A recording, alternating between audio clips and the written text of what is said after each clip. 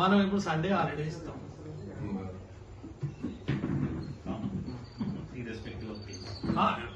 We don't have a science because you say that's all nonsense. I don't believe. సూర్యుడు శక్తిని ఇస్తాడు, చంద్రుడు మీలో రక్తిని ఇస్తాడు, కూరగాయల్లోకి తీపి గాని పులుపు గాని ఇచ్చేది చంద్రుడు. అందుకే అమావాస్య నాడు కూరగాయలు పోయారు. అమావాస్య నాడు మార్కెట్లో కూరగాయలు రావు.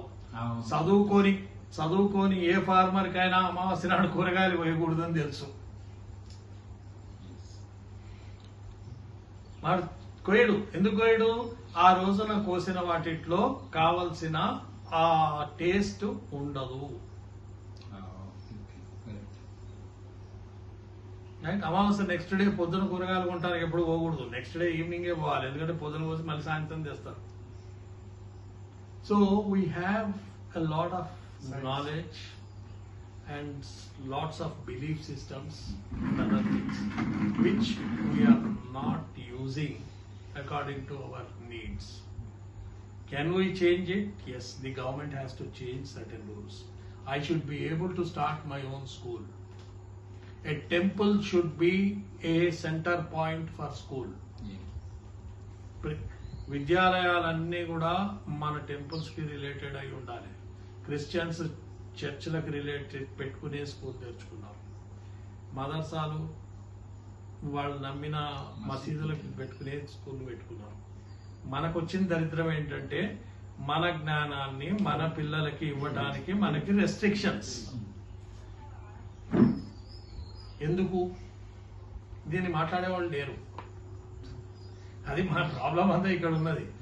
There should not be a restriction for passing on my own. ఇప్పుడు మా చిన్నప్పుడు డాక్టర్ దగ్గరికి పోతే మంది ఇచ్చేవాడు.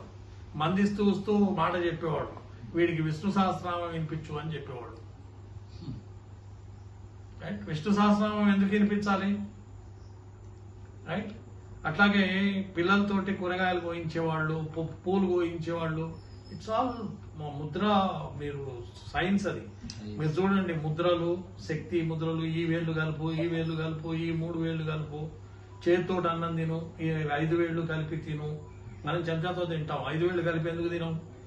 5 వేళ్ళు కలిపి తింటాం ఈజ్ యోగ ముద్ర. ఇవన్నీ కూడా ఫంక్షన్ చేస్తాయి.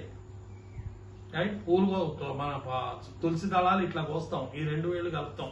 ఈ 2 వేళ్ళు ప్రెస్ అయినప్పుడు వచ్చే శక్తి వేరు, ఈ 2 వేళ్ళు ప్రెస్ అయినప్పుడు వచ్చే శక్తి వేరు. ఇవన్నీ కూడా ముద్రలలో ఉన్నాయి, మీరు చూసుకోండి. ఒక్కొక్కళ్ళు ఒక్కొక్క భాగంగా చెప్తున్నారు. ఇవన్నీ కూడా మన ఇంట్లో భాగాలు. సో మన నర్వస్ సిస్టమ్ ని మనం మాట్లాడే పదాలు, వాటిలో ఉండే ఒత్తులు, దీర్ఘాలు అవన్నీ కూడా ఒక ఇవాళనే ఓ వీడియో చూసి ఆయన చెప్పాడు, మనకున్న అక్షరాలన్నీ పలుకుతుంటే మొత్తం పైనుంచి కింది వరకు ఎక్కడ నోట్లో నాలిక, పెదవారు అవన్నీ కలుగుతాయి, నర్వస్ సిస్టమ్ అంతా కూడా ఎనర్జైజ్ అవుతుంది అని వాళ్ళే చూసారు.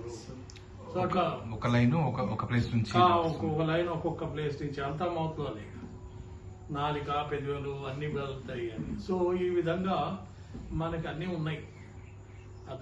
దురదృష్టం ఏంటంటే ఒక 40, 50, 60 ఏళ్ళుగా మెల్లిమెల్లిగా అన్ని వదిలేసాం.